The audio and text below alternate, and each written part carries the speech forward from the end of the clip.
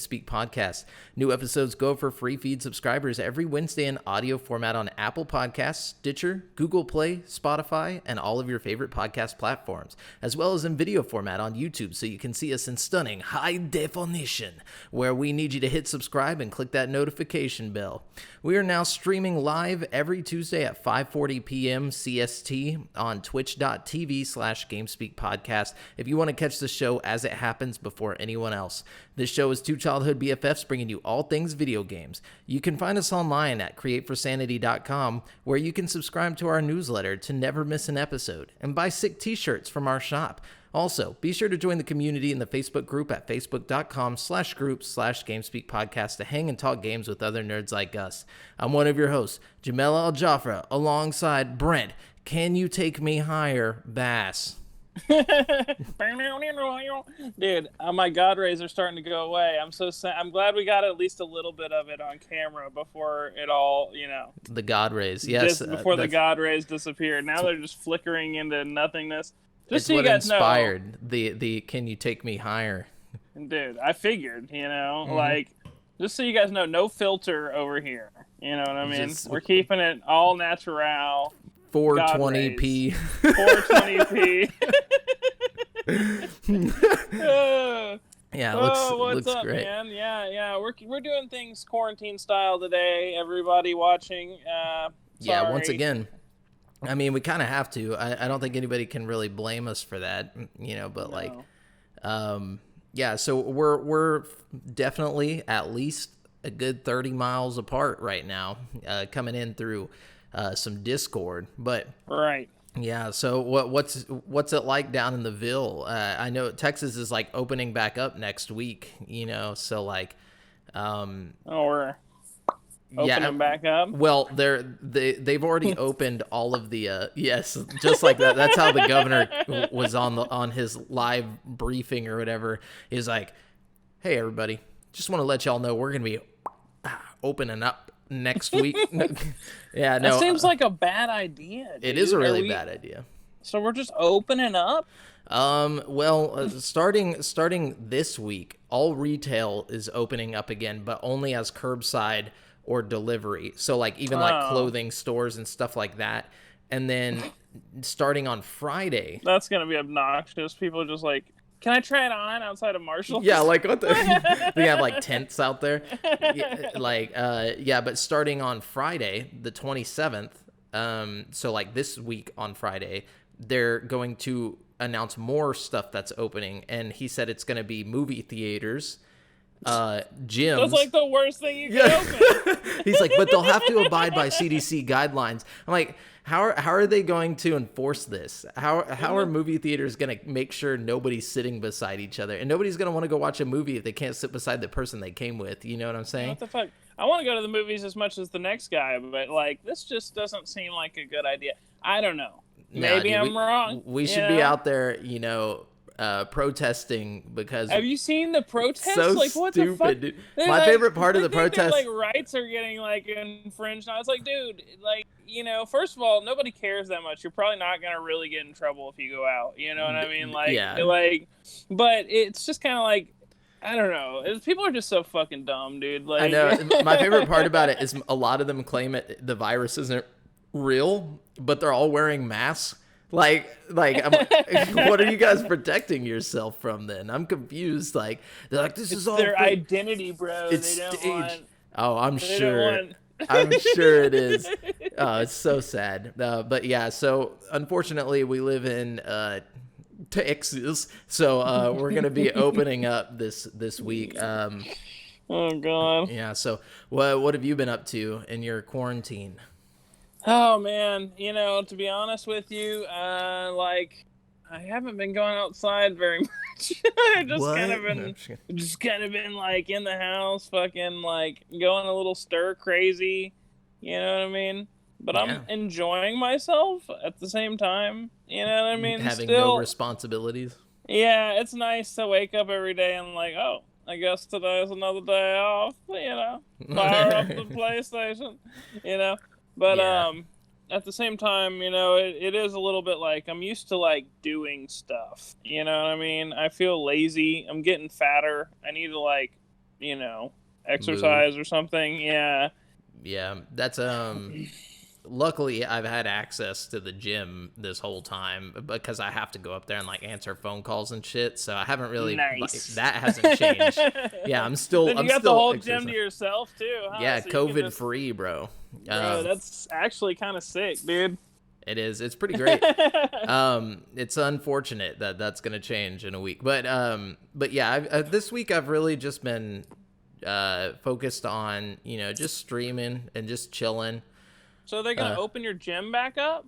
As far as I know, I mean, we're just gonna do whatever they say. So like, I'm sure it won't be the day of Friday, but like as soon as he announces that gyms can open back up, like the owners are gonna contact me and let me know how we're gonna do it. So weird. It'll be interesting to see what they do with Olive Garden. You know what I mean? Like, and I'm if surprised I'll even get my job back right away. Olive Garden's still open though. Well, like technically, like the to-go is open right now, but like my position is oh yeah, as a server, got the shaft, got the old stabbing in the back. Yeah. No, I'm just yeah, but yeah. So like, I'm sure once they open theaters, they're probably going to open restaurants to where like you'll have to like put seats certain amount of feet away from the next seat and stuff like that, or like tables and stuff.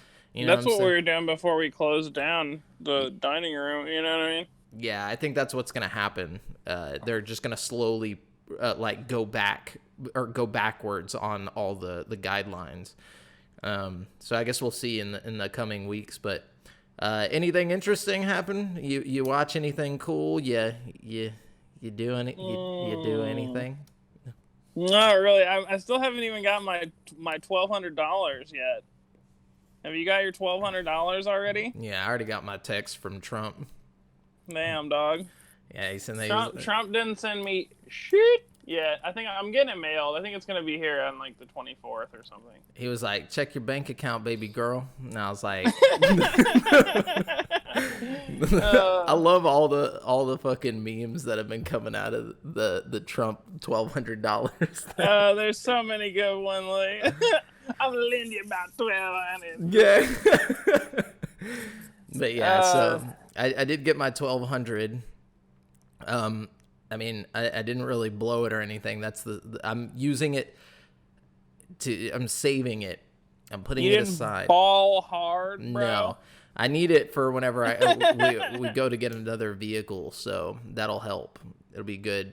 The good news is whenever everything opens back up, everybody's going to be super out of shape and they're going to want to come to the gym and get fit. You know what I mean? Dude, you don't know how many people call me like I'm just like they think we're like disconnected from the world. Like they call me like, "Hey, did you hear that they're reopening everything? Are you guys open?" I'm like, "Bro, like why would we not know? Like we are the business that, it just makes no sense to me the way people like call about stuff like that." But anyways, yeah, so I'm sure there will be a lot of people trying to come and get signed up.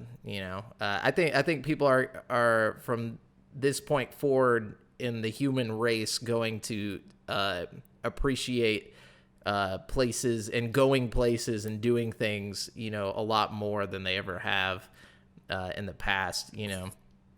Totally. But I also think that after this, there's gonna be a lot more people like working from home or like buying, their video games like through digital purchases only, and like because they found out that it's it's kind of better this way, more convenient or whatever. I feel like there's going to be a lot of like doomsday preppers like adding Wi-Fi to their bunkers. Nah, dude, you don't want the 5G to get you. No, I'm just kidding. Oh shit, I didn't even think about that, dog. Yeah, it's all the 5G. This is it. This is what happens when you get better internet. Anyways, but yeah, I guess let's jump into the video game news, man. Which we have not a lot, but we have like some decent stuff, I guess. Yeah. Just so you guys know, we're using gaming articles we're using articles from gaming news sites from around the web, and we do not claim any of the articles as our own. We're just bringing them all to one place and giving our thoughts on it. Let's start off with a little positive news here. Alessandro Barbosa at GameSpot says Animal Crossing New Horizons is set to receive a new content update this week, introducing 2 new merchants to the game and expanding the already extensive Blathers Museum. Launching on April 23rd, so by the time you're hearing this, it'll be tomorrow. That this update will happen.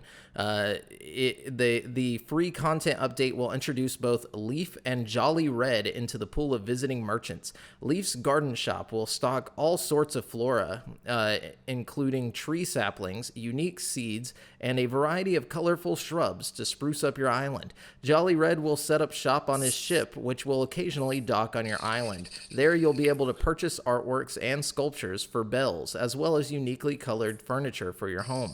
In line with previous Animal Crossing entries, you'll have to determine what artworks are real and which are fake. Genuine art can then be donated to the museum, which will now feature a whole new wing dedicated to your sculptures and artworks for display.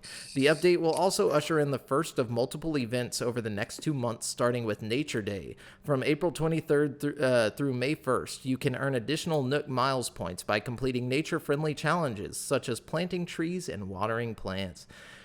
So yeah, if you're playing Animal Crossing, which I know a lot of people are in this social distancing apocalypse, there you go.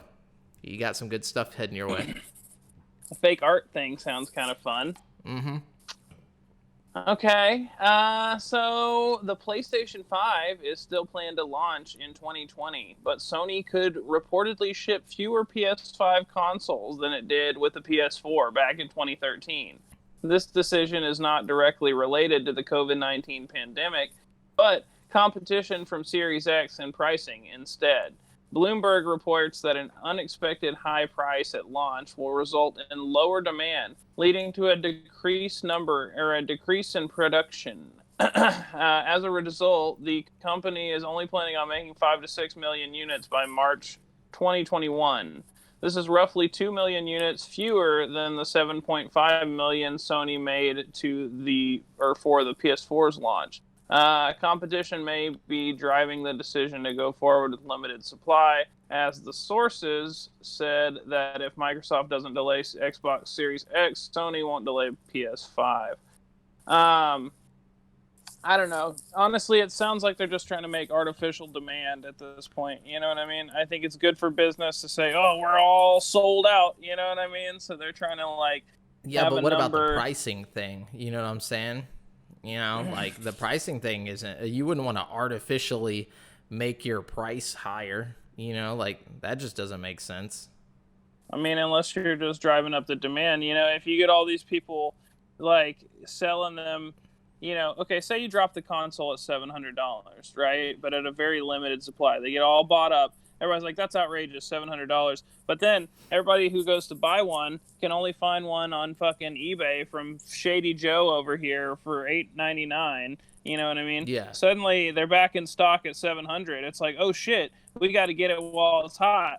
You know, either that or nobody buys it because nobody's going to pay $700 fucking dollars for a console whenever they could just buy a PC for an extra 100. You know, I doubt it'll be 700. That sounds outrageous, but I mean that's just an example. You know what I mean? I mean, if it was 600 even, I think that's too much. Yeah, I think 500 is the max you should go, and I really think that Xbox is going to be around the $500 price point. You know, I do you look at their previous console launches. That's kind of where they generally launch their consoles at, is about $500. You know what I mean? Yeah, for sure. Hold on one second. Let me see what we're doing. Okay, so Steve Watts at GameSpot says Nintendo is investigating reports of Switch account breaches. Though the company acknowledged that it is aware of reports of breaches and is looking into the matter, it's unclear how widespread the issue is. Quote, "We are aware of reports of unauthorized access to some Nintendo accounts, and we are investigating the situation," end quote, a spokesperson told Eurogamer. The company also explained what users should do now, either to help prevent a breach or if they suspect one has already occurred. To help protect your account, Nintendo recommends turning on two-step verification. If you think your account may have already been accessed, the company recommends contacting its support desk. This follows an earlier report that some users have reported unauthorized transactions on their account, like sales of Fortnite V-Bucks using PayPal linked to the Switch accounts. So yeah, I went onto my Switch after I saw this and put that two-step verification on there because I ain't about to get jacked. I don't have anything to jack right now, but if I did, I would definitely be worried.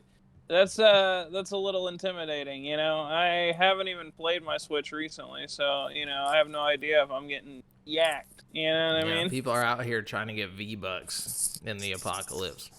So what do? They buy the V-Bucks on your account and then... Yeah, well, no, they're somehow getting access to your PayPal account or to whatever credit card you have as like your payment method on your Switch for like the e-store.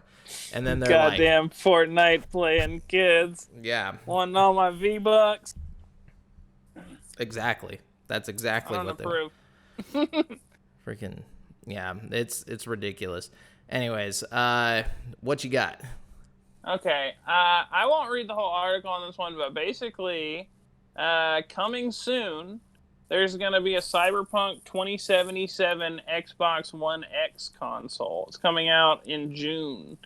It's going to have a controller with it. It looks really cool. They're only going to do 45,000 of them, though. So if you want one...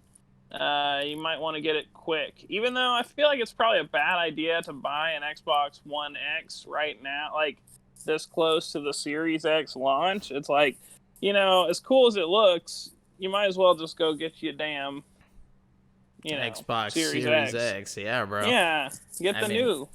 Yeah, I don't understand why anybody would want to buy a custom Xbox One X, like when we're this close to the next gen. But like we said in the last episode, and with what's going on with Sony, who knows? Not everybody. I mean, everybody might not be able to get one or get a new next gen console right when they launch. So, and also we know that Cyberpunk won't be coming to the next gen for a minute. You know what I mean? Nope. At least not in like an updated form. So no, you'll still be able to play it on an Xbox One or Xbox Series X though. You just won't have the updated stuff with it. Anyways, Alessandro Barbosa at GameSpot said, late in March, Kojima Productions sent all of its employees home to work remotely after one employee tested positive for COVID-19. As a result, the PC release for the studio's first title, Death Stranding, has been delayed to July 14th. Initially meant to launch on June 2nd, Death Stranding will launch on Steam, the Epic Games Store, and retail. In a tweet, Kojima Productions apologized for the delay, but stressed that the decision was made as a result of work-from-home orders and the change it brought about. Quote, following the temporary closure of Kojima Productions, we have had to delay the PC launch of Death Stranding to July 14th, 2020, to allow more development time amidst the current work-from-home orders in place. Thank you for all of your patience and continued support. Hashtag keep on keeping on. So that was from Kojima Productions on Twitter. Yeah, it's a pretty big delay for the people on PC that were hoping to deliver packages. I don't know. I kind of want to play it. I'm a little, you know, I'm not going to say I'm bummed because I don't want to play it that bad. Yeah. You know what I mean? But I would enjoy trying it out at some point. Okay, a little more good news here. The next update for Super Mario Maker 2 will be its last one. And the good news is it's a big one. And it's completely free. The update launches on April 22nd for the Switch exclusive, and it introduces an ambitious-sounding World Maker mode. In addition to more items to use to create unique levels... Oh, I'm sorry, I read that wrong. In addition to more items to create unique levels. The World Maker mode allows players to string their user-created levels together from a starting point in an end battle in the castle. In essence, Nintendo is giving you the ability to make a small-scale Mario game. As up to 8 worlds featuring a maximum of 40 courses can be put together. The new Mario Maker 2 update will also introduce new enemies, Koopalings, Phantom, and Mecha Koops. These should help level creators make even more menacing maps. More power-ups are included in the Mario Maker 2 update as well, including the mushroom from Super Mario Bros. 2. Obtaining this item will not only make Mario appear with his look from the 1988 game, it will also let you pick up and toss items and enemies the same way you could in the original. The frog suit from Super Mario Bros. 3 is also included in the update, along with a power balloon, the super acorn, and the boomerang flower. There's a lot more to it also. Definitely worth looking into. But all in all, pretty cool update coming. Yeah, I think the main takeaway from that is the fact that you can link all of your courses together as a world. So, like, somebody can actually play it like it's like a mini, like, actual Mario game.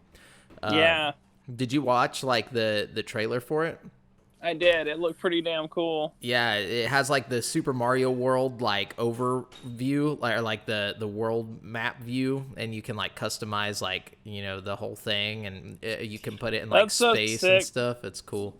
That's what I've wanted from, like, a Mario Maker game, you know, because Super Mario World was always my favorite, you know what I mean? Same. Like, I don't know, that just seems so cool. I can't wait to play other people's creations, too. Like, I feel like that's going to be sick. Oh, definitely. So Eddie McCooch at GameSpot says a stunt actress. We talked about this before, and this is just kind of an update to the whole situation with this stunt actress that was on Resident Evil: The Final Chapter, that movie. So it says she suffered an onset injury that left her in a coma for 17 days and resulted in an arm amputation, and she has claimed a legal victory in her lawsuit against the movie's producers. The South African court has ruled that the stunt that Olivia Jackson performed during the accident was, quote, negligently planned and executed, end quote, by the production company, according to The Hollywood Reporter. Additionally, the judge tossed out a claim against Jackson that said her motorcycle riding skills were at least partially to blame for the accident, according to the report. Her skills just suck, bro. No, she should have more skills. Yeah, if she would have got good, this wouldn't have happened. Further terms of the case were not disclosed. Jackson suffered her horrific injuries when she was standing in for Resident Evil movie star Mia Jovovich for a 2015 shoot in Cape Town, South Africa. She was riding a motorcycle and the stunt gone wrong, crashing into a camera vehicle that was driving in the other direction. Jackson endured serious injuries that also included brain bleeding, brain swelling, and broken ribs, and was in a coma for 17 days before waking up to realize the extent of her life-changing injuries. Quote, I miss my old face. I miss my old body. I miss my old life. At least I now finally have a court judgment that proves this stunt was badly planned and that it was not my fault, end quote. Jackson said about the ruling. Her lawyers also released a statement on the judgment. Quote, action movies that require people to carry out dangerous stunts should always be very carefully planned and performed. They should also be backed by insurance that can meet the very significant lifelong losses that could be incurred by any member of the cast and crew who is seriously injured, a partner at the law firm Stewart said. This judgment is an important recognition that stunt performers are not themselves inherently responsible, nor willing, but disposable volunteers when something goes wrong. Like all workers, they are owed a duty of care by those responsible for the safest possible performance of the stunt. End quote. In addition to Resident Evil, Jackson did stunt work for Guardians of the Galaxy Volume 1, Mad Max Fury Road, and Avengers Age of Ultron. So this was not her first rodeo. Obviously she knows what she's doing. And the guy had the audacity to be like, well, she might not be that good, She should have more skills. Yeah. No skills equals... He should have been able to dodge that fucking camera, dude. Arm amputation is not us, bro. That's just, that only happens to people who don't get good. Sources say Johnson should have had more skills. The judge is like, You're right. We're throwing this whole case out. Get better. Okay. All right. Yeah. So, it ended well. Good for her. I'm glad, I'm glad that her lawyer had skills. You know what I'm saying? Oh, yeah, for real. Anyways. Okay. Some exciting news. Not really. Not really. Fortnite Battle Royale will soon play host to a special event that will be used to launch a new song from the rapper Travis Scott. Yeah. I won't go into any more detail, but basically, from April 23rd to 25th, there will be times. You can look up those times if you're interested, and you'll get like free Fortnite gear, and you can listen to Travis Scott's new song. So there you go. He's also becoming a skin in the game. Yeah, and he's getting his own glider, all kinds of great Travis Scott stuff. So the future we live in. So wonderful. So Eddie McCooch at GameSpot says Doom Eternal soundtrack did not launch alongside the game in March. It was delayed, and it only just released the week of April 20th. Fans who bought the collector's edition can now listen to the music, but it's been discovered that something is not quite right with it. Twitter user that ACDC guy outlined all the issues with the soundtrack in a Twitter thread, but the long and short of it is that the mix is not what it should be.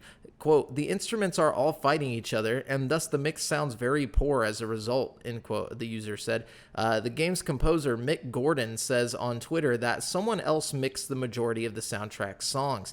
Gordon only mixed Meat Hook, Command and Control, and others, and just a small handful of the more than 24 songs on the OST, or the official soundtrack. Quote, I didn't mix those and wouldn't have done that. You'll be able to spot the small handful of tracks I did mix, Meat Hook, Command and Control, etc. This is all... end quote. This is all a big shame because Gordon's heavy metal music is a defining feature of Doom Eternal. For those who want to listen to the OST at home or at the gym, they're left with a subpar experience, and that's too bad. The official Doom Discord channel recently posted an update in response to the Doom Eternal OST drama, telling members that it's, quote, absolutely understandable and that people are upset about the soundtrack. However, the moderators urged people to remain civil and to stay within reasonable boundaries of healthy debate. The Doom Eternal OST will be available for everyone on digital channels and streaming services in the coming weeks. So I want to see how bad this actually is. Like, does it just sound like a demo, like record? Yeah, I'm really curious, and I want to compare Meat Hook to the bad one and see how good Meat Hook is. Yeah, I like how he was just like, yo, that He's shit like, wasn't you me. gotta hear Meat Hook, bro. It was sick. He's like, dude, oh, trust me, I would never do that. He literally said I would never do that. Oh fuck! I mean, he still wrote it. The only thing was different is like the mixing, right? Yeah, they're saying the mixing was bad, poorly mixed. Yeah. I guess I can understand that. You know. Yeah, there's a lot of poor mixers out there, dude. Yeah, it could go bad if you're not careful. Yeah, for sure. Okay, all right. Here's some cool things here if you want to make some money in these trying times. Okay. Riot is taking security very seriously for Valorant. Its team-based shooter currently in closed beta. In an effort to reduce cheating, Riot is ramping up its bounty program and is offering as much as $100,000 US dollars to those who can find exploits in its anti-cheating technology. Vanguard. Sorry, they wrote this bad. Riot's HackerOne bug bounty program, which has been running for more than 6 years, is now going to pay out even more money to help encourage people to find exploits and report them to the developer. Players who believe they have found an exploit in Vanguard are encouraged to submit a report, and the minimum payout for a confirmed exploit is $250 US dollars. As a part of the expansion of this program, Riot will pay up to $100,000 for high-quality reports that demonstrate and detail exploits within Vanguard. To get the money, you must provide a working proof of concept of the issue and a report detailing it. The exploit must also be new, and it must have been found within the latest version of Vanguard. The Vanguard bounty program also has tiers for lower-level exploits that pay out $25,000, $35,000, $50,000, and $75,000. Go to the HackerOne website to see full rundown of the program. Riot says it has already paid out more than $2 million in bounties since the program began in 2014. So, if you are just like a mega hacker or some shit, you might want to check it out, see if you can make a little cash, Yeah, get to hacking. That's pretty crazy. I mean, if you could get like $50,000, you could just, do nothing for a year. You could self-isolate, bro. You could just like go into quarantine or something. For real. Yeah, we've all had our retirement already. So James O'Connor at GameSpot says Facebook has announced plans to release a new app focused on gaming. The New York Times has reported. The app was originally meant to be released in June, but has been pushed up and will now be available on April 20th on Android phones. The new app, Facebook Gaming, is aimed at the 700 million monthly Facebook users who have engaged with the network's game content. The app will have a big focus on streamers, whether you're watching them or streaming content yourself, thanks to a Go Live feature that will make it easy to stream mobile games. It will also let you play Facebook games like Words with Friends and Uno through the app. The app will also allow Uno? Yes. The app will also allow users to access gaming communities and groups. So if you're mostly using Facebook to keep up with your Animal Crossing turnip trading groups, it could be an alternative to the main app. An iOS version will also be released at a later date once it has been approved by Apple. According to Fiji Simo, who is quoted in the New York Times report and heads up the Facebook app, the social media giant is investing in gaming as they see it as a form of entertainment that really connects people. She adds, it's entertainment that's not just a form of passive consumption, but entertainment that is interactive and brings people together. The app will not feature advertising at launch, but will instead make money from a star system that lets viewers tip streamers, which Facebook will take a cut from. New monetization strategies will be rolled out in the future. So they're trying to get at Twitch and Mixer and, whatever else is out there, YouTube streaming. Better watch out, dude. They got Uno. Yeah, and they got that Words with Friends, bro. You don't want to bust up in my Words with Friends stream. The shit gets they're intense. bringing out the heavy hitting exclusives, no doubt.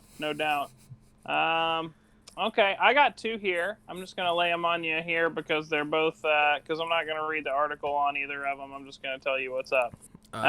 Basically, Doom Eternal Series 2 has begun. And the DLC they're adding is going to let you dress up like a hipster demon. You're going to get little Converse shoes and skinny jeans. And you're going to get some sunglasses. So that's kind of fun. Okay. Yep. And then we got Call of Duty Warzone.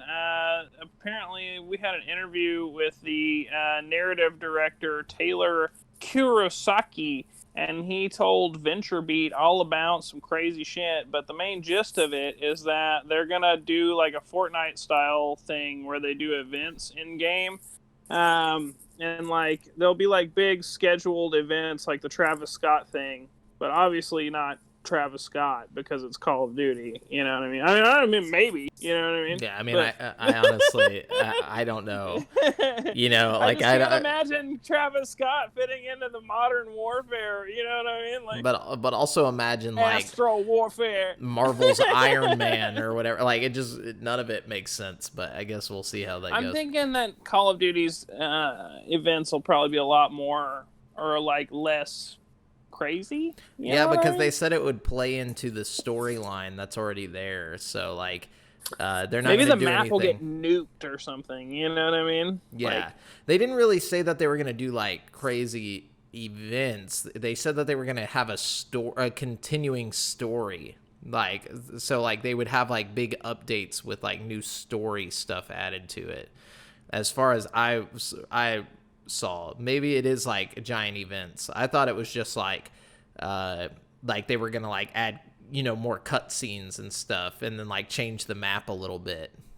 I mean, it says here that Taylor Kurosaki told VentureBeat that Infinity Ward is planning to introduce Fortnite-style events in the battle royale game. What the hell? Okay, they so said specifically Fortnite-style events. You know what I mean? gotcha. All right, so maybe so. Like I just read, like whenever I read it, I was like thinking that he meant like, oh, I think he's just saying they're going to establish like a metaverse kind of within the game. You know what I mean? Like they're going to that would be crazy. Like I just I can like Fortnite can pull it off because it's like a cartoony game. You know what I'm saying? I just don't know what the fuck they're gonna do with Call of Duty. Like, how do you do that?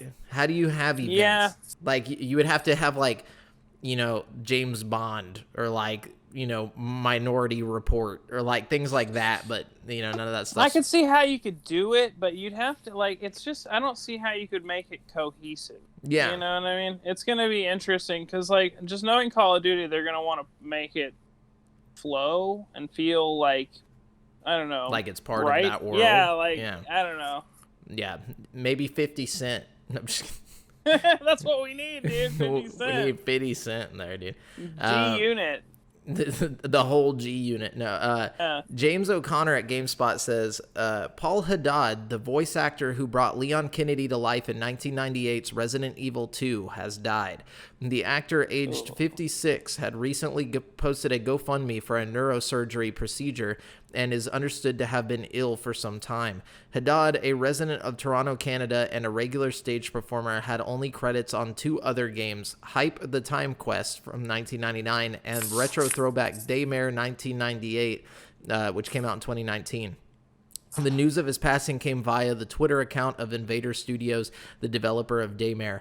Quote, Paul Haddad, our dear friend and an icon among the RE community, has passed away recently. We've been truly honored to have the chance to meet and work with such a great man and a brilliant professional that he was. Rest in peace, Paul. You will live forever in our hearts. So I wonder what the deal was with that GoFundMe. That's upsetting. I hope he was... Yeah, I was about to say, did he not get the funds that he needed? Like, they didn't say. Kind of breaks my heart, Yeah, because I feel like... I wish I would have known, I gotta, like... Yeah. I'm thinking maybe he got the funds that... Or, like, maybe that was for, like, a surgery he had already gone through, and he was just trying to, like, alleviate some bills, you know what I'm saying? Mm-hmm. But because like I don't know how it works in Canada, but I assume he would be able to get that surgery, like if it was life threatening, I don't know. Yeah, I don't know how that works. I think they have like free medical care in Canada. I mean, not free, but like I think he can get in there. Yeah, he could definitely get in there, but I think it was some type of cancer or something. So that's sad. Very sad. That's all the news I have, though. You can go on from this point. Okay, not too much more on my end. I'll just blast through it. Did you see that they had that article about the cross-dressing scene in Final Fantasy VII? No, what happened? I don't know. I didn't even read too much. It was basically just how you can make Cloud change his clothes or something if you do different things before that chapter or whatever. But I just thought it was funny because they showed a little picture and he was all dressed up. I was like, oh, dude, they totally left that shit in there. Oh, yeah. No, from what I've heard, they didn't change that part, but they changed, everything else in the game. The game is a completely new game, from what I've heard. But they kept the most controversial shit in there. Sorry, I lost you a little there. Are you still there? Can you hear me? Yeah, I can hear you now. Sorry, it kind of skipped around. They changed the game up, though? Is that what you said? From what I've heard, it's not even the same game. Really? They've changed a lot. Even if you've beaten the original, you could still get this game spoiled for you with how much they've changed it. Oh. But I think... but I've heard it, so I get into it and try it out, Yeah, for sure. Yeah, try switching your camera to the side view. Sorry. There you go. Just leave it like that. Can you hear me?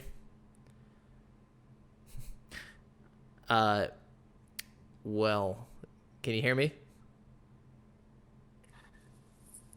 Are we good? Yeah.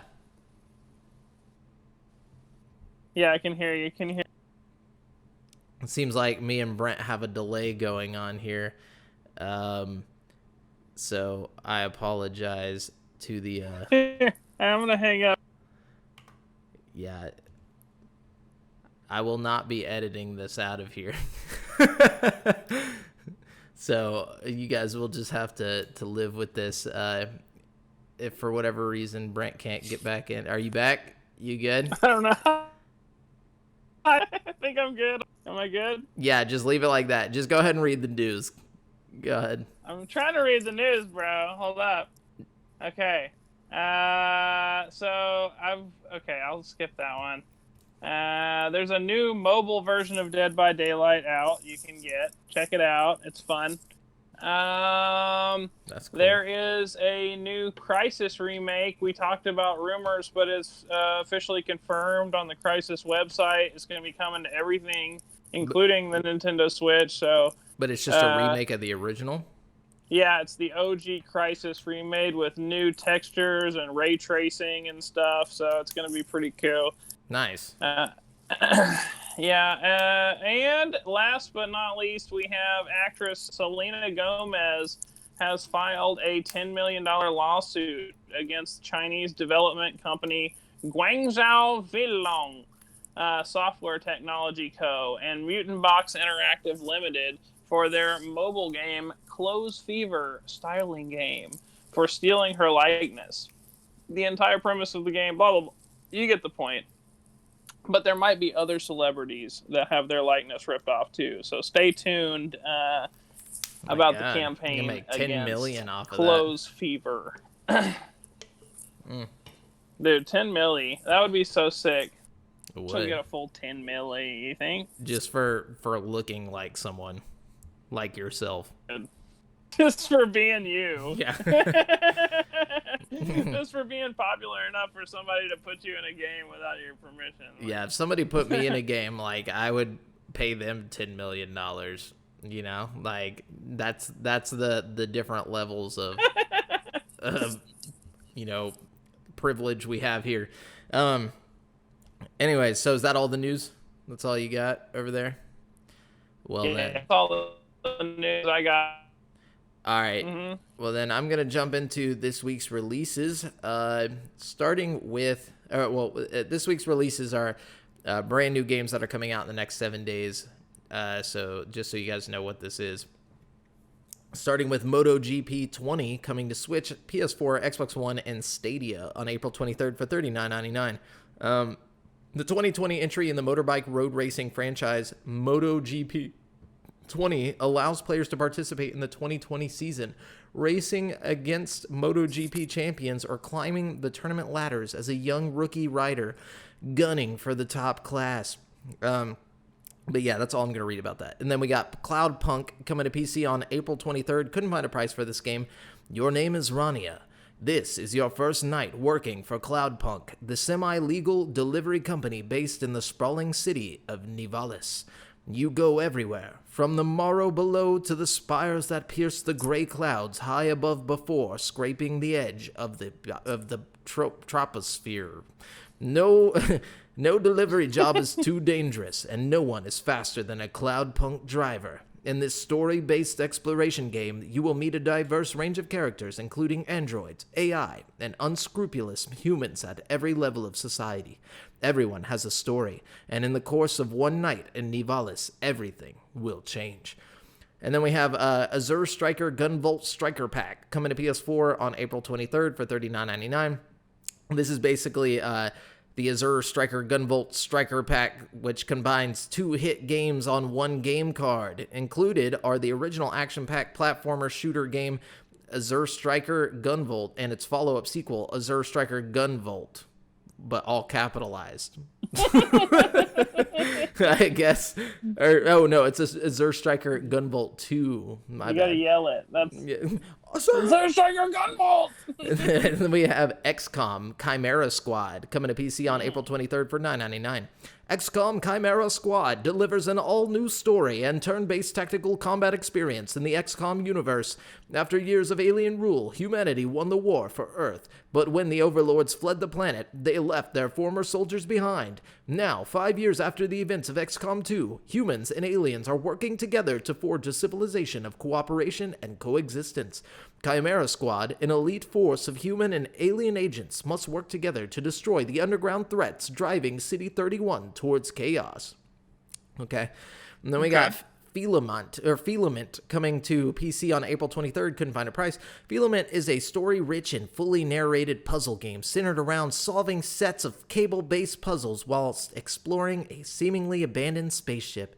Board the Alabaster, one of the Filament Corporation's flagship research vessels, and meet its one remaining crew member, Juniper, left alone, orbiting a mysterious planet. And then we have Picross S4 coming to Switch on April 23rd for $9.99. And Picross S4, the fourth Picross S game for Nintendo Switch. There are brand new puzzles for you to enjoy in all 4 familiar game modes: Picross, Mega Picross, Color Picross, and Clip Picross.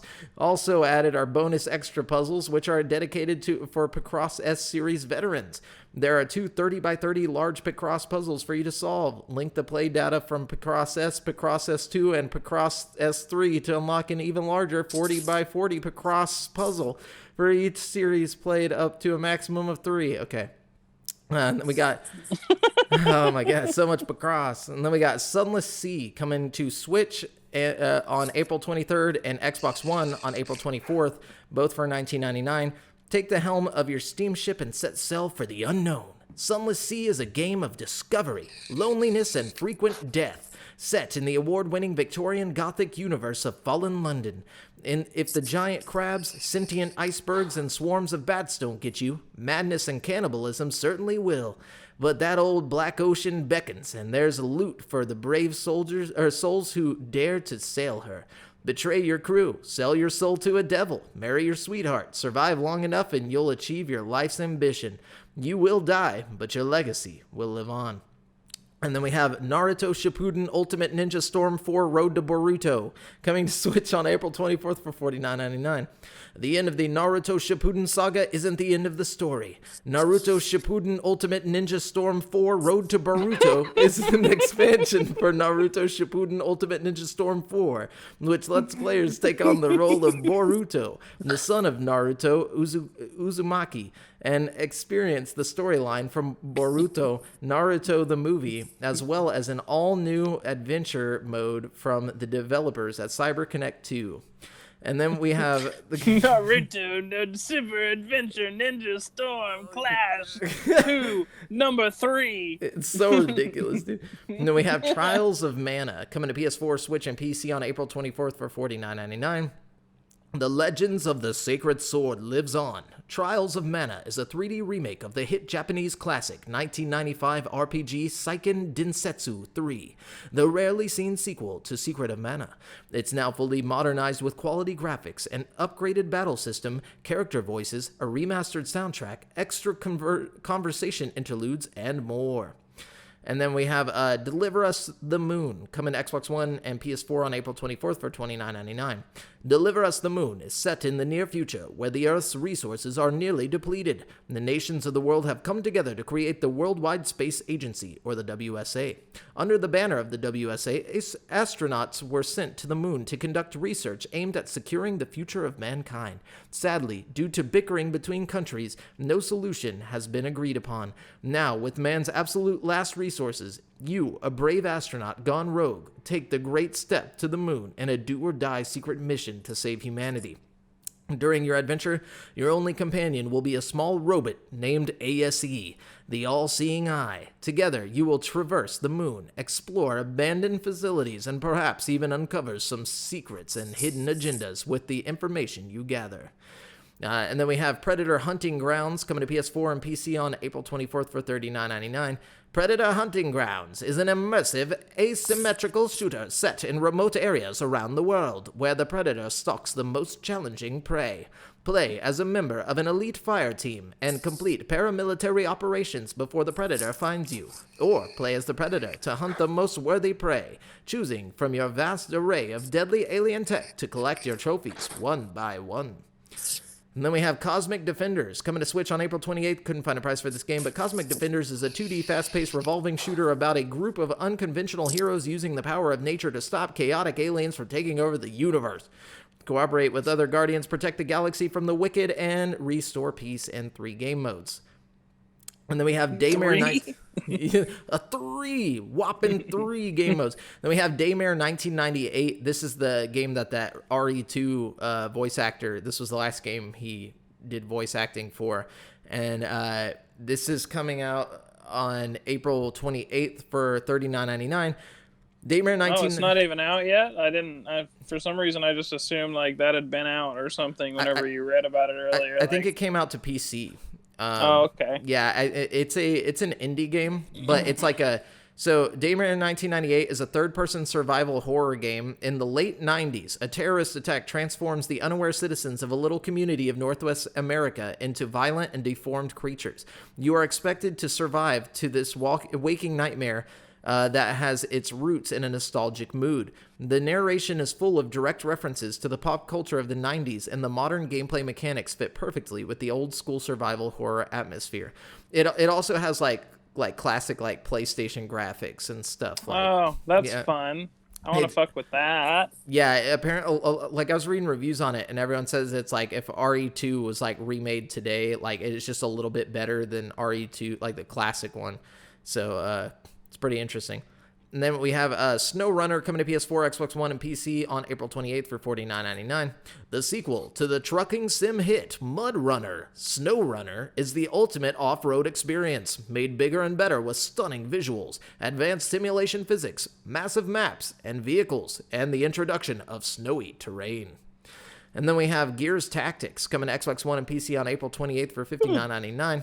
And if you have Game Pass, it'll be free on there. But Gears Tactics evolves turn-based tactics games combining... What? Oh, it evolves turn-based tactics games by combining signature fast-paced brutal action and character-driven storytelling with customizable squads, upgradable weapons, and, of course, massive boss battles. And then we have Moving Out coming to Switch on April 28th for $24.99. Moving Out is a chaotic physics-based moving simulator that brings a whole new meaning to couch co-op. Are you ready for an exciting career in furniture? As a newly certified furniture agent and relocation technician, or FART, you'll take on moving jobs all across the busy town of Packmore. Smooth Moves may not be the biggest moving company, but there's no task too dangerous or strange for this busy team of go-getters. Grow your business to brave new heights, recruit colorful, customizable characters, and save your town from furniture peril. I watched the trailer for this game. It looks like Undercooked, but like you move furniture.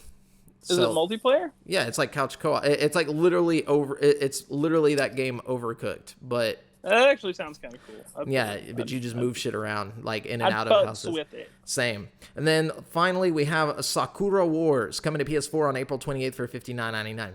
The stage is set in a steampunk version of 1940s Imperial Tokyo. Only a short while ago, a cataclysmic event destroyed the Imperial Combat Review of Tokyo, the capital's global defense force stationed at the Imperial Theater. Now, home to the Flower Division, an inept rookie squad who also strives to impart hope on the citizenry with their theatrical talents. The theater has fallen on hard times and risks closure. It's up to Seijiro Kamiyama as the captain of the new Tokyo Review to lead his squad and restore the Imperial Combat Review and the theater back to their former glory. With the help of the review's 5 colorful performers, he must rise to the challenge of competing in the Combat Review World Games, protecting the inhabitants of Tokyo, and getting the theater back on track.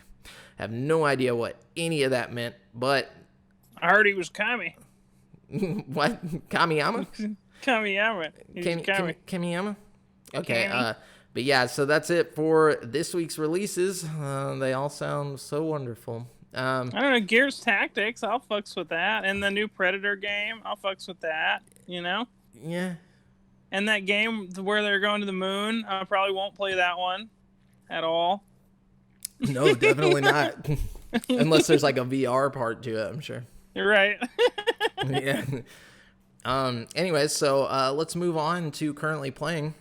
I'm sure you got a lot of stuff. I've just been playing Call of Duty Warzone till my eyes bleed. Till my eyes bleed. Yeah, the other day. So like, I've won a couple times now on. I haven't won on solo yet, but it's funny because I was streaming the other day, like in between a match with me and Aaron on trios. Like, he went to go like get a drink or something. He was like, "Oh, just jump into a solos match," you know. And so like, it was like me, and then there was like 3 people in the chat just chilling, and I get all the way to the till I was literally, it was just me and one other dude. I was second place. I had like 7 or 8 kills. I was up there in them kills, and like I was doing so well, and I was just gonna throw the game like whenever I first started. I was like, as soon as Aaron got back, but Aaron came back and was watching, and he's like, "Oh, dude, you got to keep going because you're almost there." And so like, I get to the very end. It's just me and him. We're in this tiny circle, and I see him. I could kill him, and I'm like, "Nah, I'm gonna do this with style." And I pull out an RPG instead of just shooting him. And then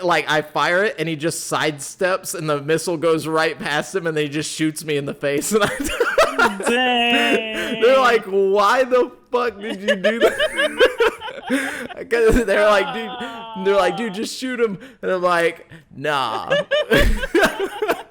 I like your style, dude, you know? I was like, sometimes you gotta try for the fucking glory shot, you know what I mean? Yeah, dude. I was like, whatever. I was like, you know, I have a feeling if I would have beat it on solos, I probably wouldn't play it again, you know? So I was like, no one will remember their name, JAMAL. Yeah, exactly. You know, that's, yeah.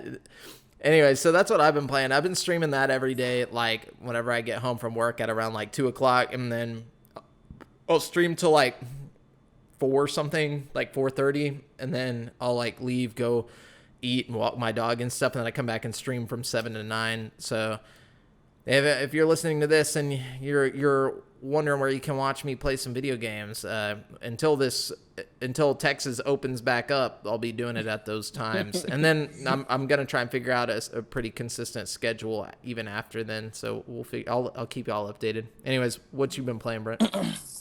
Oh man, well, I have played a lot of shit this week. I'll talk about, you know, some stuff in the main topic, but I found some really good deals on video games that I, again, will elaborate on later. But I managed to get Resident Evil 3 Remake for like $35. Nice. I know, I was like, yeah. So I played through that. Everybody's like, oh, the game's only like 4 hours long, 5 hours long. You're like, nah, dude, it's 6 hours long. I just look, I don't know if I'm like stupid or something, or like I just like to explore a whole lot, but it took me like 7.5 hours to beat the game. You know what I mean? And fucking, I had a lot of fun with it. Like, the graphics are really, really good. Like, the only thing I can complain about, like, as far as the graphics go, is, like, everything is, like, beautiful, and then, like, fire and stuff will look, like, really bad for some reason, or, like, sometimes, like, water will splash or something, and it's, like, it just looks really bad. Like, I don't know, there's, like, weird little effects that look like they didn't get all the way finished or something, and they just, like, slapped a fucking shitty texture over it to, like, compensate. I don't know. But it didn't look bad in RE2?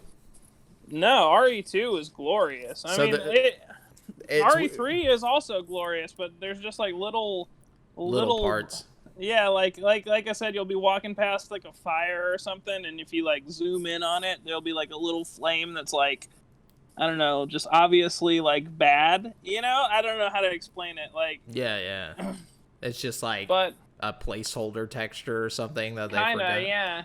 That's what it feels like. It feels a little rushed. Like, the whole game feels like they rushed it out. Like, you can tell that they wanted to do more because, like, the game starts out and like Jill and Carlos like meet each other within like the first like hour or so of the game, and then by like the second hour of the game, and like mind you, all these events in the game feel like they're happening in real time. So like these characters have only known each other for like an hour in the game, and Carlos's weird ass is like just talking to you like he's like your best friend who's just known you forever, and he's like, dude, we're gonna get through this and blah blah blah, and like, don't worry, I'll do anything, we're gonna make, you know, like I'll do anything. Just shit like that. Like the way he talks to you, it's like you're fucking like buddy cops who have just been on the job together forever, you know what I mean? And it's like you don't really know this guy that well, you know? I don't know. It's just really aside cheesy. From some, yeah, it's just like, it's like a lack of character building. Like we didn't see how they got to like be that close, you know? Like they just met and suddenly they're like really close, you know what I mean? But I feel that. All in all, it was really good. Like the game itself is like excellent. Like I had a lot of fun with it, and I still haven't even tried the multiplayer thing that came with it. So you know, I'm looking forward to that. And then on the same website, I got Resident Evil 3 for so cheap. I got Project Cars 2 for like $9. And I've been playing that in VR a lot. I'm really bad at it. I don't understand. I think because it's just like a sim kind of thing, and I'll just like start going so fast that I can't turn, and I'll just like slam into a wall. So I'm like really bad. Like I'm so bad at it, like I can't even really play the game. You know what I mean? Like, I could never play those car simulation games. I'm so bad. I don't get it. But like it's beautiful in VR. Like man, it's like you're sitting in the car and like the little rain droplets are rolling down the window off the car in front of you. It's amazing. But that's really all. I mean, like the game itself is good. There's like a big campaign mode, and there's lots and lots of cars that are all really detailed. I just suck really bad. Like, you know what I mean? Yeah. In the VR, do you have to like change gears and stuff? Like, is that? You can do options, but it's not like you're grabbing a gear shift or anything like that. It's that would have been perfect for the Move controller, you know? Right, but they don't even utilize the Move controller. It's like if you wanted to, like I play with an Xbox controller when I'm playing that, but like you could also hook up a steering wheel if you wanted to really get into it, you know? And I think if you have the steering wheel hooked up, you can buy like a little gear shifter thingy. Yeah, and like it's got pedals and stuff. I don't have that much money to invest, especially if I'm like this bad at it. You know what I mean? Like maybe if I was like really good at it or something, I would. But you know, for $9, I had a little fun with it. But I'm glad I didn't spend more than that. But it is beautiful. It's one of the better looking VR games I've ever played. It's just like, you know, I can't get into it that much. Yeah. And I was like, okay. You know, if I'm going to not have money for a while, because I don't know when I'm going to get that freaking check, you know what I mean? And I was like, I'm not going to have a way to entertain myself for a minute, you know? This is what I was thinking before I got Resident Evil, you know? This was my original thought. I was like, okay, I'm going to be bored. I need something long. I need something strong. I need something fun. So I went ahead and got Persona 5 Royal, you know what I mean? Bad idea, dude. You've already beat this game, bro. Nah, bro. Well, yeah, actually I have, but... Nah, bro, never played it in my life. But I was already going to play it again, you know what I mean? And now I'm playing it again with style. It's really, really fun. Although, from, you know, the little bit I've played so far is, you know, basically just the new, you know, the old game with, like, a fucking beautiful coat of paint over it. You know what I mean? Like... Yeah. But I'm having a lot of fun with it. I'm like 20 hours in or something on that. I'll give you more deets on that whenever I get more into like the, you know, new shit. You know what I mean? Because there is a lot of new stuff, but I think it's kind of towards the end of the game. Gotcha. Yeah, and that's what I've been playing.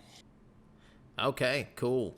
Well, for those of you listening at home, if you want to let us know what you've been playing, you can drop it in the Facebook group at facebook.com/group/GameSpeakPodcast, and we will talk to you there about it. Or if you're watching live, you can drop it in the Twitch chat.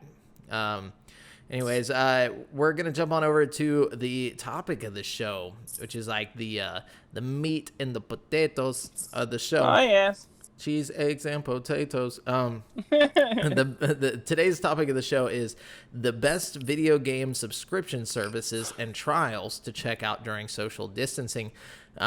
which like I shortened that title on the image, so it'll probably be a more like something like video or game subscription services and trials to check out during social distancing. So we didn't have to have the best and like all that stuff, but the way that I did it is I went based off of experience, but I also went and did some research, looked around for like which games have demos and which games that are really good that have demos and stuff like that. This is if you're hurting for cash or you want to just try out a game and not buy it right off the bat. You just want to give it a go. And then also like, sub services, which I'm pretty sure me and you got a lot of the same stuff when it comes to subscription services.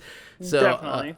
I guess you can start. You can start with whatever. Sure, and just like you were saying, some of mine isn't even like free stuff. Some of it's just things that I think are cheap or good deals. You know what I mean?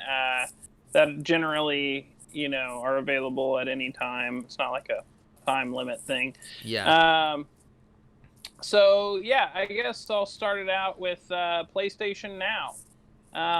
It's a gaming subscription service, kind of like Netflix, where you can like stream video games as if they were Netflix shows and just like click them and instantly play them. They have a pretty decent library, including games like Control and the new Spider-Man game. And you can do it on PC or PlayStation. And if you're playing on PlayStation, you can actually download some of the newer games. Yeah, so as opposed Now, to streaming them. The PlayStation Now actually has a free 7-day trial for anybody who doesn't have it. Right, yeah, I was getting to that. Yeah. Oh, okay. And I was going to say on it has over 800 games available for streaming. And of the 800, 300 of them are downloadable. So, yeah. And the ones that are downloadable are generally games that like would run better if they downloaded to your PlayStation, if that makes sense. Like the ones that aren't downloadable are games like Metal Gear and stuff that are like run fine regardless. You know what I mean? Yeah, older for the stuff. most part. Yeah, exactly. Yeah. That being said, even the games that are downloadable, like I played a little bit of Spider-Man the other day, like the new Spider-Man. And it played pretty damn good, considering it was just streaming. You know what I mean? Like, yeah, and also the Last of Us is on there as well. If yeah, you've The never played The Last of Us. They've got Catherine on there. That's a really, really fun game. Resistance. They've got all the old God of War games. If you're into like old school gaming, this is a really great way to kill 7 days. And by the way, I don't recommend. We're gonna have a lot of these little trials. If this shit lasts a long time, I don't recommend doing these all at once. Like some service like PlayStation Now will keep you entirely entertained for 7 days. So I would do that and then do the next 7-day trial or whatever. Exactly. So you don't waste it all. Yeah, stretch it out. Yeah.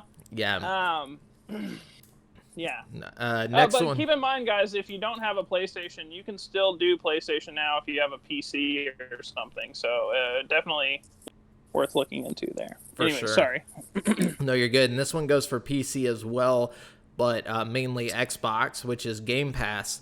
Xbox Game Pass comes with a free 14-day trial. So this one, it extends that time quite a bit. Xbox Game Pass... Not only that, but if you don't do the free or if you've already done the free trial, you can get like a month for $1 or something like that. So there's all kinds of like good deals you can do on this too. So Game Pass is for the people. It has over 398 titles, or it has 398 titles. And some of the standout titles that I decided to put on like this list is GTA 5, the Jackbox Party Pack 3, which like if you live with a bunch of people and y'all are bored in quarantine or social distancing, you can all play with your phones. You don't have to have like 4 controllers or whatever. You can play up to, I think it's like up to 8 people. And then every first-party Xbox game is on there. So, like, Master Chief Collection, Gears 5, stuff like that. It's all on there. Doom 2016, Fallout New Vegas, Fallout 4, Minecraft, Final Fantasy 15. There's a bunch of great stuff on there. Outer Worlds, Blair Witch. They got a lot of good stuff, yeah. Definitely. And again, this is like the PlayStation thing. You don't need an Xbox to do it if you have a PC, you know? Like a lot of these games function really well on PC too. Like Gears is like optimized really well for the PC. So, you know, again, some of these, you know, just don't let the name fool you. You know, you can totally use them in multiple places. Xbox Game Pass is almost a must-have. You know, like there's a lot of really good stuff. It's gotten so much better. If you're one of those people who tried it when it first came out and like, you know, I don't know, it's definitely worth going back and trying it again because it's gotten way better since then. Yeah, if you have an Xbox, there's no reason you shouldn't have Game Pass. Especially if you have Xbox Live, because for like $5 more a month, you could be getting like Game Pass Ultimate, you know what I mean? Which is basically live with Game Pass attached to it, you know what I mean? For sure. And then I was gonna say, what did you have another service that you were gonna talk about, or? Oh, I have lots of services to talk about. Okay, yeah, you go ahead. I mean, there's a lot. I mean, you don't really want me to go through the whole thing, do you? Like, yeah, because I was just gonna jump into game demos. Whenever it came to services, I only went with like what I know people can use, like on console. I didn't jump to like PC or anything. But I imagine. Okay. Gears of Hate in the chat says, "Tell me about Brent Bass's services." Yes. Oh, I got the services. Yeah, go into it, Mr. Hate. Okay, I know that at least one of you guys out there plays VR like myself. If you have a functional PC and a VR headset, it is imperative that you go try the free trial of Viveport Infinity. It's basically Xbox Game Pass, but for VR games. You get a 7-day free trial. They have tons of free games, like Arizona Sunshine, To the Top, you know, Gloomy Eyes, all kinds of good quality VR content that's worth checking out. Let's see. We got EA Access. Okay. But there's not I forgot about EA Access, but that's you can't do that on console, can you? Yeah, it is actually. I think it's exclusively on console. Wow. It's like $30 for a year, and you can do it on PlayStation or Xbox, and you can get access to like tons of games. Like, it's really good if you're a sports game fan. They have like Madden and like you know, the UFC game and stuff like that. So you know, check that out. It's got The Sims, basically all the EA stuff, the BioWare games like Dragon Age and stuff. So, you know, a lot of cool games to play there. Gears of Hate says, "You want me to support the devil, EA?" You know, okay. Yeah, you'd be playing gaming, a lot of Battlefront is probably all you would get out of that. When it comes to gaming, my morals go out the window, okay? I'm just looking for a good deal and some quality games. And a good time. You know what I mean? And a good time. You know what I mean? Yeah, for sure. Let's see. Okay, as far as more subscription services, let's see. Okay, I have... Okay, so the rest of these are kind of different from like Xbox Game Pass-y type services, but they're still services. So, like, I've got a lot. So there's GameFly, obviously. We've all heard of GameFly, right? Wait a minute. How's GameFly even work right now? Like, are they still the same shipping? Way everything else works, I guess. Yeah, I believe so. I mean, their website isn't shut down. I checked it out when I was doing my research. Do they have a free trial? They have a 30-day free trial. Ooh, that's a good idea. And it's like 2-day shipping, so you can, you know, GameFly's got, you know, Nintendo Switch games, and all these games are like physical copies. So if you're like a prefer physical kind of person, GameFly is for you. But I found a few other services that are very similar to GameFly and also have free trials. So once your GameFly free trial is over, you can scoot on over to Game Access, which is exactly the same thing as GameFly, but you get a 10-day free trial. They've got lots of retro games too, so if you want PSP games or weird shit like that, you can get that from them. Oh, that's tight. Yeah, And then there's Utomic with a K at the end. That is a 14-day free trial. It's got hundreds of PC games. Okay, maybe that's not like Game Pass. I'm sorry. That's themed. Actually, just ignore that one. Don't even go do that. Don't go to Utomic. don't fuck with Utomic. I actually remember looking into that, and it seemed kind of sketchy. So just forget I said anything about that.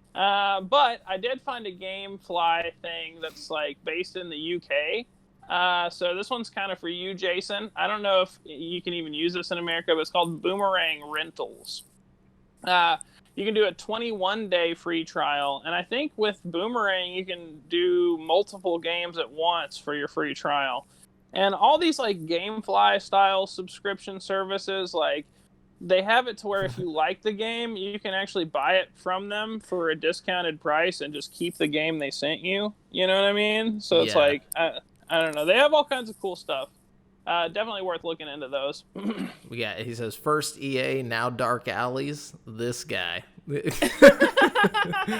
Next you're going to be renting games from Wish.com, dude. No, I'm just kidding. Hey, man.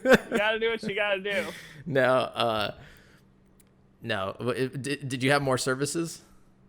Or is that... let's see. I've got some storefronts that are worth looking into here. Like Epic Games. Okay, if you have a PC, you absolutely must have the Epic Games Store launcher installed on your fucking computer. Yeah, because you get 2 free games a month, right? A week. Oh, dude. A week. Okay. I have my library of Epic Games right now. I got my computer like a month or so ago, and like I've got like fucking like 20 games in my library on the Epic Store right now, just because I've been getting the free games every week. And you don't have to have any kind of like subscription to them. You just have to have an account. Like, that's it. You know what I mean? It doesn't cost anything. There's like, I've got the Stanley Parable and like Sherlock Holmes and Watch Dogs and World War Z, all kinds of random games. You know what I mean? I don't know. Nice. No, that's actually a really good deal. And it's just the launcher, you know? So like, if you're, as long as you're not one of those people on PC that was like, you know, boycotting them. Yeah, it's like, oh, I refuse to have 2 launchers on my computer. You know, like, you'll get free games. Yeah, and he says the game for this week is Just Cause 4. So, yeah, which I mean isn't the best game ever, but it's also free. Like, hey, you know, I mean it's free. You know, I'll take what I can get. You know, but yeah, speaking of like free games, this is for you extra poor people. You know, this whole little segment right here is going to be game demos that I went and searched for both Xbox One, PS4, and Switch. I wanted to see, you know, what were the highlights. And first off, let's start with Switch, because they have some longer demos. Like, I know the Octopath Traveler is a 2-hour long demo, so if you want to waste like a good 2 hours, you can get into that. And then if you come across some money, then you can jump into it and your save will still be there. So like it'll continue. It better be, because I'm not going to do another fucking 2 hours. Also, Dragon Quest Builders has a free demo on Switch, and Bravely Default 2. So if you're a fan of Bravely Default, the sequel just released a demo on Switch. And then over on Xbox, which I didn't even realize Xbox One games had demos until I went and looked at all this stuff. But you got, hold on, where is it at? Oh, okay, so Resident Evil Remake 2 and 3 both have demos out. Devil May Cry 5 has a demo. Forza Horizon 4 has a demo. Resident Evil 7, Dead Rising 3. Those were the highlights. Those were the ones that I saw that I was like, those are good. And they're specific to Xbox One. I mean, well, they're not all specific to it. You can play the RE2 and RE3 remake on PS4, but also on PlayStation or PS4, you got Final Fantasy VII Remake has a demo. If you haven't tried that demo out, Shadow of the Tomb Raider has a demo. Life is There's Strange one on 2. PC too for Shadow of the Tomb Raider. Yeah, for sure. And so Life is Strange 2 and The Walking Dead both have demos, and those are good to demo because if you end up liking them, it's not that expensive to get like, you know, the episodes. So, you know, you could just pay $5 and have like a full first episode or whatever, you know, like if you're short on cash, but you're willing to spend $5, you can get a really good game, you know, in either Life is Strange 2 or The Walking Dead. And then just Detroit Become Human has a demo. And if you want to buy the game afterwards, it's only $20. So, ooh, yeah, that's a bet. That's a good that game's game. lots of hours. Hours. I played through that like 4 times. It's so good. Definitely. And Monster Hunter World. Now, if you want to get lost in a multiplayer heavy game with like deep meta and just like get lost, Monster Hunter World is only $14 right now. So it's definitely worth a copping, you know, so grab it if you want something to waste some time on. Yeah, that's really cool. I like that. And I have a few things here that if you are willing to shell out a little money, we could get you some games for very cheap. You know what I mean? First of all, you guys definitely want to check out the Humble Bundle if you're on PC. Oh, yeah, of course. The Humble Store, basically, you can pay like $20 a month, and they'll give you like 10 games, and you can choose 9 of them. You get to keep them forever. And there's also access to the Humble Trove, which is like a bunch of shitty games you can play for free. But the games that they do every month generally are pretty good. At least they have a few good ones every month. Like they've given out like Call of Duty World War II and like the new Hitman game and Gris. It's kind of like going to the Dollar Tree and getting the mystery bag, except for it's good video games. Dude, yes. I am obsessed with it. But I'm also obsessed with fucking... So I've found out, and this is news to me, but it's probably not news to most of you that play PC games. However, just in case there are any of you out there that were ignorant like me, there are websites where you can buy like Steam keys for like a fraction of the price. Basically, oh yeah, I don't think we're supposed to promote those. Like, I looked it up. It's legit. I mean, there's nothing like wrong with it. You know what I mean? No, it's just controversial. Like, it's very controversial. Like G2, are you talking about G24 or whatever? G2A, but G2A, that's more like an eBay kind of situation. The ones I'm looking at are a little more legit than G2A. Oh, okay. Yeah. You want to G2A is great though if you want some really cheap shit. And you I was about to say I'm not really with it. Against the controversial part of it, as long as you get like an English like American key for it, like I don't care personally as far as controversy goes. We're just trying to help out some people, strapped for cash. Exactly.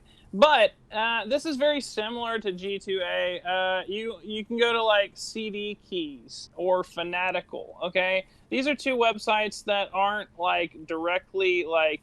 So, okay, G2A is like eBay, basically. These are more like Amazon, but they're both selling you CD keys. You know what I mean? And I found like fucking Hellblade for like $9, I got both of the... I got both of the Knights of the Old Republic games for $6 the other day. And keep in mind, this is legit because I read about this originally through an IGN article. You know what I mean? So, I mean, if they're going to be posting about it, then they need to get in trouble too. You know what I mean? No, it's not that it's not legit. I think it's just like people are kind of like, oh, well, that money doesn't go to the, the developers or whatever. It's like going to whoever this random like person is that has the key that they're selling. Well, how did they get the key? I don't know. You know what I mean? I don't know how it works. What did they just like hack it out of the air? From what I've read, it's just people buying it in regions where it's cheaper and selling it in regions where it's more expensive. Yeah. Nice. Exactly. For the people. For the people. So I found some really good deals on like websites like CD Keys and Fanatical and even G2A. G2A, get it. Yeah. Definitely look into it and be careful if you use G2A. Read the user reviews and stuff. For sure. But yeah. And that's pretty much what I've got, so yeah, I feel like that helped. I feel like we did good. I feel like, we provided a lot of, services and free trials and places to get cheap games. Totally. So hopefully we helped you guys out. But that's it for the topic of the show. We're going to jump on over to the People's Champ. Brent, you got all the questions over there, so you're going to have to choose the champion of this week's episode. Sorry, hang on. I cut off the internet a minute ago so I could, so we wouldn't lag. But now I need to cut it back on so I can choose the champ. Oh, and just for reference, guys, if you are using a website like G2A or something like that, you can. It's not just for computers. You can find codes that for like console, for PlayStation and Xbox and stuff too. So that's pretty cool. Oh, okay, pulling up Facebook. Do. Which is the question trove. The question trove. Yeah, guys, if you ever want to ask us questions, go to facebook.com/group/GameSpeak podcast. Yes. But Gears of Hate also has a question. Good. Let's go ahead and... Oh, wait, we're doing the champ. Yeah, well... I can't even read his Yeah, question. he can't read your question, Does unfortunately. it seem like a champion-style question over there? Let me see. Champion quality? Just be real with me. Are we champ quality over there? Well, I haven't seen the other questions, so I don't know if it's... you always pick the champ, so I'm just going to let you do it. Next time we'll find a way that you can see the chat, and then I'll read his as one of the listener questions. All right, I'm going to give it to Austin Collins today because he says this question has really been bothering him, and I like that kind of passion in my question-asking audience. Austin Collins says to us, death battle scenario, Master Chief versus Samus, who wins? Oh, that's easy. It's Master Chief. Is it easy? Yeah. Master Chief. But, okay, why, though? Can we elaborate? Because he's Master Chief. But he doesn't have a big-ass gun attached to his fucking arm. He doesn't have to have it attached to his arm. Like, that's the thing. Samus can, like, roll up into a roly-poly ball and roll the fuck off if she needs to. But I will concede that Master Chief is probably stronger. He single-handedly takes on entire armies. Like, so does fucking Samus. No, she doesn't. She fights like 2 to 3 creatures at a time. Yeah, but who's to say she couldn't take on entire armies? You know what I mean? We don't know this. We've never seen her in action. You know what I mean? Yeah. Or at least not in that kind of action, you know? Well, that's okay. Gears of Hate says, if we just... Oh, sorry, chose go ahead. Chief... he says, I believe Chief dunks her roly-poly ass. So you think if they were just in, like, an arena, right? Okay. Yeah, they're in an arena. All right. Now, if we're doing it without the suits of armor, Master Chief beats the fuck out of her, dude. Like, there's no question asked. You know what I mean? Yeah. If we're just in, like, a gladiator arena, and they're both stripped down to their underwear, she's getting the shit beat out of her. She's just a bounty hunter. He's a fucking, he was a Spartan, dude. He was raised from birth. If the only thing they have on is their suits of armor and they're like in a fucking like arena or some shit, then she would automatically have more weapons than him. If that was because the case. He would get his weapon. He would get his assault rifle and his magnum at the very least, and his grenades. I'm just saying if their only weapon that they had was their suit of armor. That's what I'm saying. Yeah, but that's cheating. Why? That's not even what the question is. The question isn't what if Master Chief didn't have weapons but she did. Like the question is My point is her suit of armor is more of a weapon than his. You know what I mean? Yeah, but he's also a trained Spartan. Like literally from the day You're acting he's like born. She's not trained. She's trained, but she wasn't a Spartan. She wasn't like day one. Like the story of Halo has been told. Like, John was literally a child in an experiment by the government. Like, I don't know, man. I think she would put that fucking the fucking piece to his noggin and fucking just dome sickle his ass. You know what I mean? Yeah, I don't know. See, my thing is, I'm all for Chief. I'll let you take the opposing force, and we'll see what. I think you're just sexist, bro. That's all it is. Whoa. That's what it comes down to. No, I'm not. There's female Spartans. In like So Halo do you 4. think that? Okay, all right. So you think the female Spartans would whoop Samus's ass too? Yes, I think if they're Spartans, like if they were So raised just from any birth Spartan would to be just beat killers. the shit out of Samus. Yeah, dude, she's just a bounty hunter. Like, yeah, she's got a dope ass gun, but she I also. think you're underestimating Samus's capacity to flex on fools. You know what I mean? I think that's all it is, though, is just a flex. You know what I'm saying? We're gonna have to agree to disagree. Sorry we couldn't solve your problem, Austin. Yeah. But it seems like the only way that we would find out for real is a death match. You know?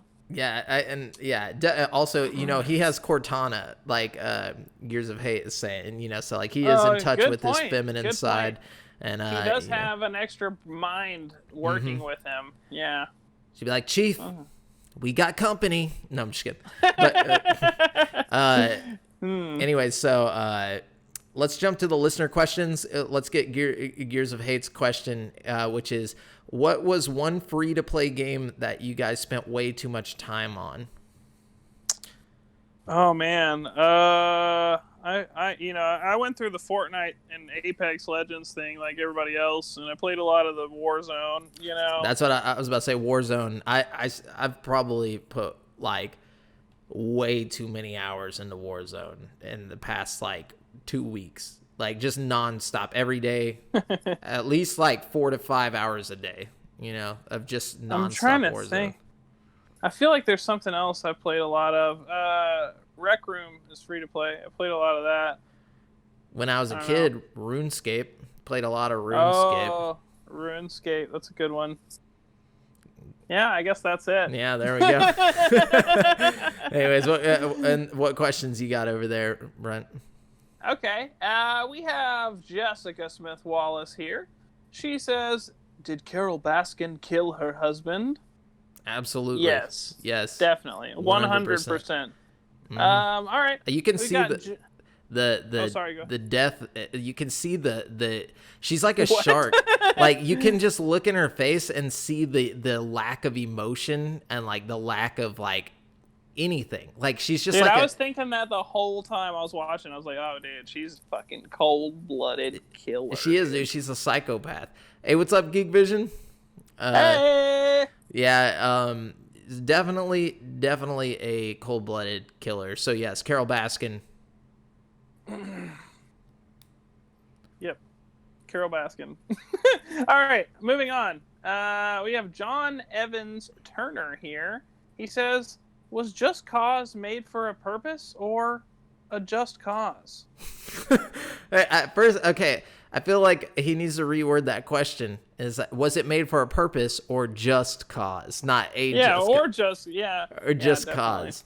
Or just cause. Yeah, we're going to reword the question for you, John. Yeah. And the question was, it was made for a purpose. And the purpose was to make money. And unfortunately, I don't think it did a whole lot of that. Yeah, no, it did not make... Not 4. Just Cause 4 did not make too much money. No. I don't know why they made 4 of them, though. Like, I mean, even the first one didn't do good enough to warrant 4 sequels or 3 sequels. I don't know. No, definitely not. That's definitely a game where you just play the demo, and that's it. Yeah, that's a good demo. That's a good that's a good Epic Store free game to play. Yeah. Okay. What other questions we got?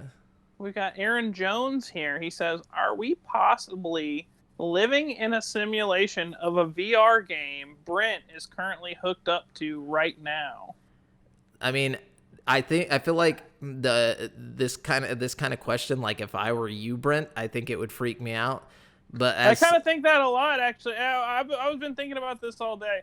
Yeah, I don't know, man. Like, what if he's actually just a part of the game trying to make you aware that you're in a... What if you're part of the game right now trying to make... Because I had this thought earlier, like, what if he's part of the game and this is just all the ways, the game's way of, like, tricking me and, like, oh, haha, like...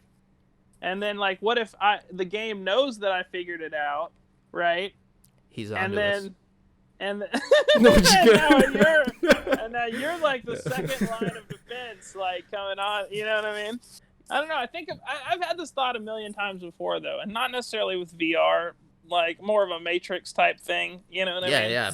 It's definitely it's a question that I feel like will be answered soon enough for you, Brent Bass. Soon enough. That's fucking terrifying. No, just kidding. Yeah. But yeah. Well, please don't kill me. Nah, because then I'd just be waking you up to the real world. No, but what's the blue pill? Yeah, that's Gears of Hate actually just posted that in the chat. He's like, red pill, blue pill. So what else we got? We got any more questions over there? That's all we got, unfortunately. Okay, we have one wonderful question from Jason Domican, 1991 on Instagram. He says, I got a question. Who loves orange soda? Kel loves orange soda. Wait, did but he the question is of us. No, because I think he was just referencing. Oh, did you answered the question already? No. He was referencing that, but he also left it as like a question, like he wants to know what we love orange soda. I personally love orange soda. Yeah, I mean, orange soda is great. Yes, I think everyone loves orange soda. I don't think there's. The real question is who doesn't love orange soda? Yeah, that would be the real question. I definitely think, not Kel. Yeah, right. So you guys watch All That in England? Or no, it wasn't All That. It was Kenan and Kel. Yeah, Duh. but it was from All That. Kenan and Kel's show was a spinoff of All That. Right, just like every other great show from the 90s. Yeah. On Nickelodeon. Do you remember that movie, Kenan and Kel? Two heads is better than one, or something? Or no? Is that where they go to the scary house, the scary mansion? Yes, and like people's heads keep getting cut off. And they tell ghost stories. Yeah. Everyone's head gets cut off. Yeah, like everyone's head's getting cut off, and then they see like the world's largest rubber band ball, and then like they tell toast stories at the campfire. That's a good movie. That's a classic. That's a classic. I want to find that. That's one of those movies that like it's like nowhere to be found. Like I want to find that on like a streaming service somewhere and watch that.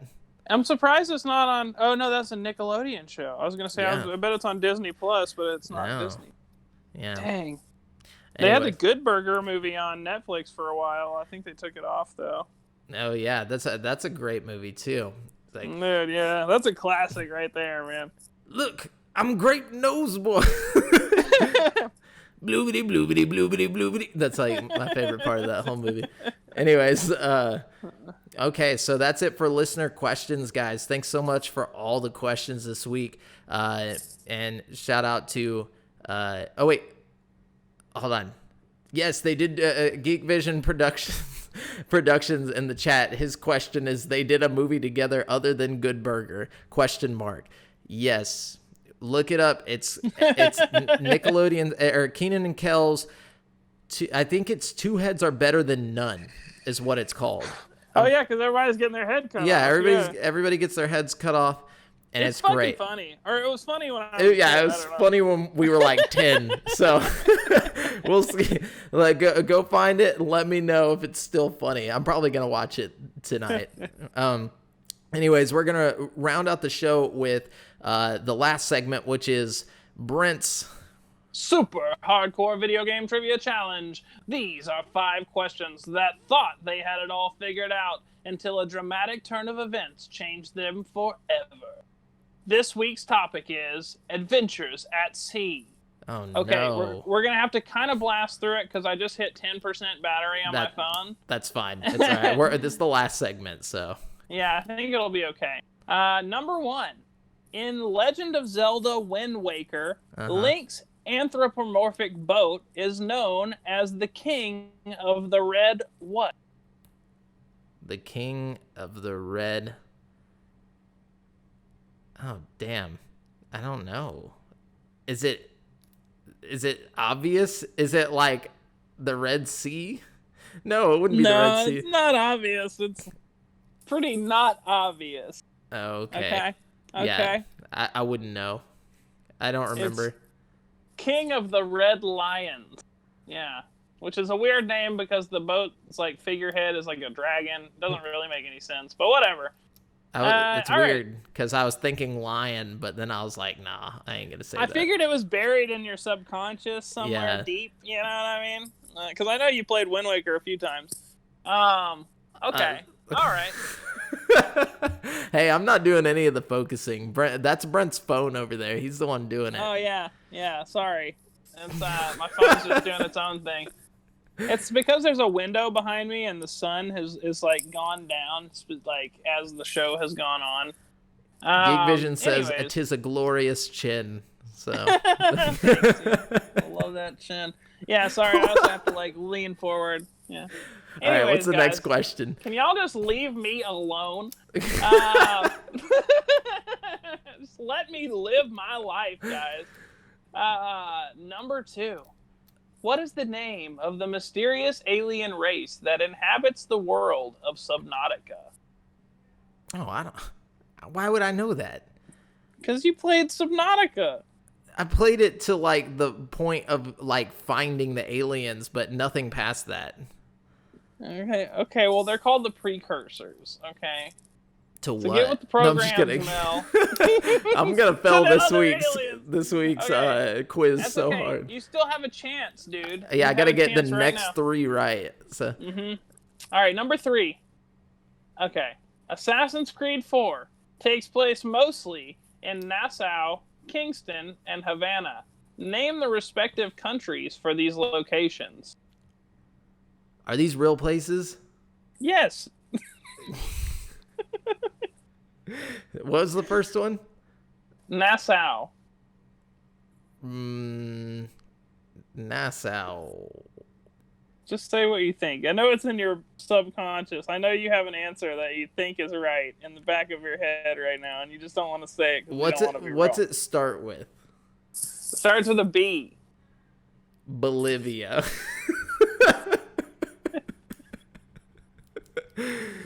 Nassau, Bolivia. Is that your final answer? I'm gonna say that's the only place I can think of that starts with a B. That's all I know. Sorry, this ended up being more of a geography question than a video. This is really hard. I'm sorry. Oh. Okay, I'm just gonna give it to you. Okay, so okay. Nassau is in the Bahamas. Okay. Oh my gosh. Yeah. Can you tell me where Kingston is? I'll give you the question. If you can just get one of them right. I'm gonna take something from the chat. Is it the Caribbean Isles? So, okay, Kingston is technically in Jamaica. Tell me where Havana is. Jamel, surely you know where Havana is. Is it Africa? The cigars, Jamel. The cigars. Colombia? The missile crisis is... No! Fuck! Oh, Cuban! I don't know anything about geography. I'll give it to you, Jamel. You got it. Cuba.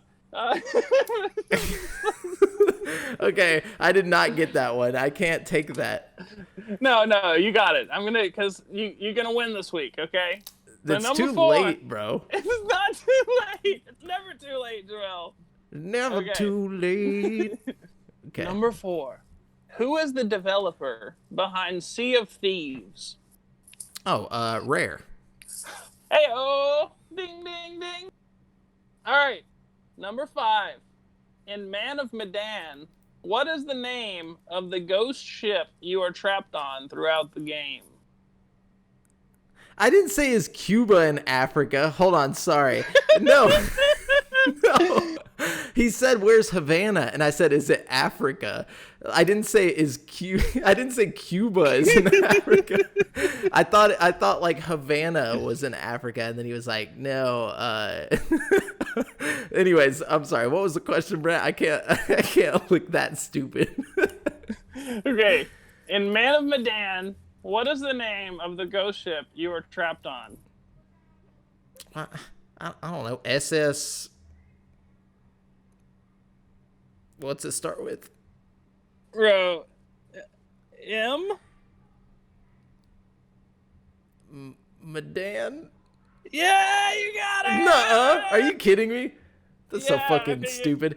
It's okay, I thought the SS Orang Medan, but I just figured. Anyway, so there you go. That's Brent's super hardcore video game trivia challenge. Brent's make Jamel look completely just like an imbecile challenge. Yeah. Sorry about the Dutchman. Yeah. No, I know you're poking fun, Geek Vision. I was just joking around. But hey, Geek Vision. Damn it. Geek Vision. Geek Vision. G Vision. No, but anyway, so that's it for the show, guys. Thanks for hopping in the stream. If you were watching it there, remember you've been listening to GameSpeak Podcast, courtesy of CreateForSanity.com. The show posts for free every Wednesday on all podcast directories. Be sure to submit any questions you want read on the show to the GameSpeak Podcast Facebook group at facebook.com/group/GameSpeak Podcast. Check out our video content on YouTube. All you have to do is search Create for Sanity. It's all one word. And if you want to stay up to date with your boys, you can find me on Twitter at the handle AlJafferJamel and Brent at Brent has one. That's the number 1. And check out the GameSpeak Podcast Instagram. Until next time, listeners, later. Later.